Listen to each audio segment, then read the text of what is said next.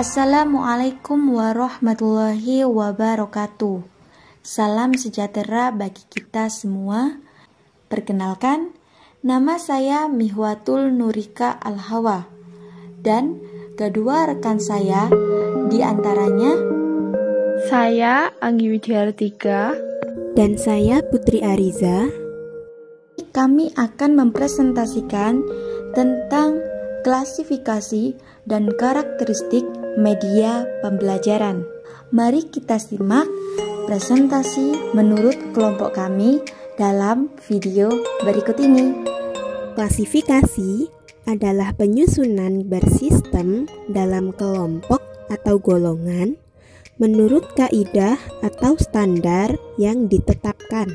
Sedangkan karakteristik adalah ciri khas dari seseorang atau suatu benda yang dapat digambarkan baik secara verbal maupun diungkapkan melalui tulisan atau nonverbal. Karakteristik juga termasuk di dalamnya ciri. Klasifikasi media menurut beberapa ahli. Yang pertama, menurut Rudy Bretz. Rudy Bretz mengklasifikasikan ciri utama media pada 3 unsur, yaitu suara, visual, dan gerak, di mana visual sendiri dibedakan menjadi gambar visual, garis, dan simbol. Yang kedua, menurut Bretz dan Briggs, mengemukakan bahwa klasifikasi media digolongkan menjadi 4 kelompok, yaitu media audio, media visual, media audiovisual, dan media serbaneka. Yang ketiga, menurut Gerlach dan Ellie, media dikelompokkan berdasarkan ciri fisiknya atas 8 kelompok, yaitu benda yang sebenarnya, presentasi verbal, presentasi grafis, gambar diam, gambar bergerak, rekaman suara, pengajaran terprogram, dan simulasi. Selanjutnya kita akan mempelajari tentang klasifikasi media pembelajaran. Berdasarkan beberapa pengklasifikasian yang telah dibahas sebelumnya, dapat ditarik kesimpulan secara umum media pembelajaran terbagi menjadi 6, yaitu yang pertama, media berbasis cetakan. Media berbasis cetakan adalah media yang ditampilkan dalam bentuk cetakan dalam kertas. Contohnya adalah seperti buku teks dan modul. Yang kedua, media berbasis audio. Media berbasis audio adalah media yang digunakan untuk menyampaikan pesan melalui suara dari sumber pesan ke penerima pesan. Media audio sendiri sangat berkaitan erat dengan indera pendengaran. Contohnya saat kita mendengarkan radio dan telepon. Yang ketiga, media berbasis visual. Media berbasis visual adalah media yang hanya mengandalkan indera penglihatan saja. Dalam media berbasis visual, penampilan material pembelajarannya dengan menggunakan alat proyeksi. Media visual sendiri terbagi menjadi 2 macam, diantaranya media visual diam dan media visual gerak.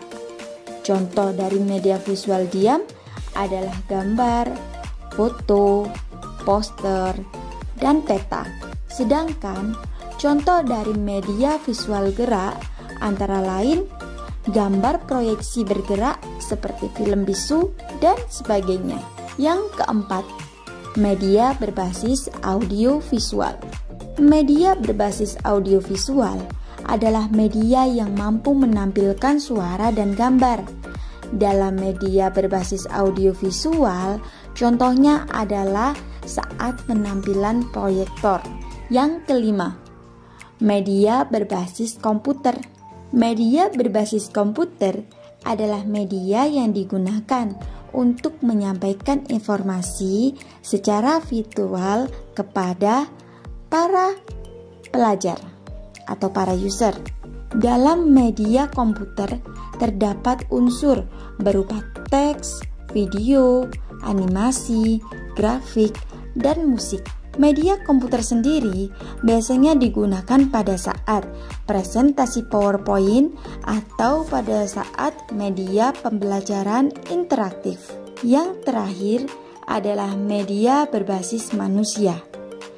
Media berbasis manusia adalah media tertua yang digunakan untuk mengirimkan dan mengomunikasikan pesan atau informasi.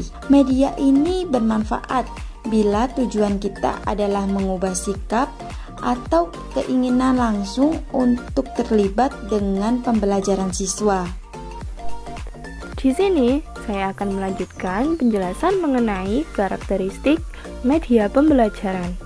Yang pertama, karakteristik media berbasis cetakan yaitu teks dibaca secara linear, teks menampilkan komunikasi satu arah dan reseptif tanpa adanya timbal balik, dan teks ditampilkan statis. Selanjutnya yang kedua yaitu ada karakteristik media berbasis audio, yaitu yang pertama, media ini mampu mengatasi keterbatasan ruang dan waktu, mudah dipindahkan dan jangkauannya luas.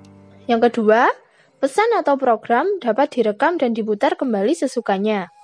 Kemudian yang ketiga yaitu karakteristik media berbasis visual, yaitu visual diamati berdasarkan ruang. Yang kedua, visual juga menampilkan komunikasi satu arah dan reseptif. Dan yang ketiga, visual juga ditampilkan statis. Yang keempat, karakteristik media berbasis audiovisual, yaitu bersifat linier, menyajikan visualisasi yang dinamis, digunakan dengan cara yang sudah ditetapkan sebelumnya oleh perancang. Jadi, media ini merupakan gabungan dari media audio dan media visual.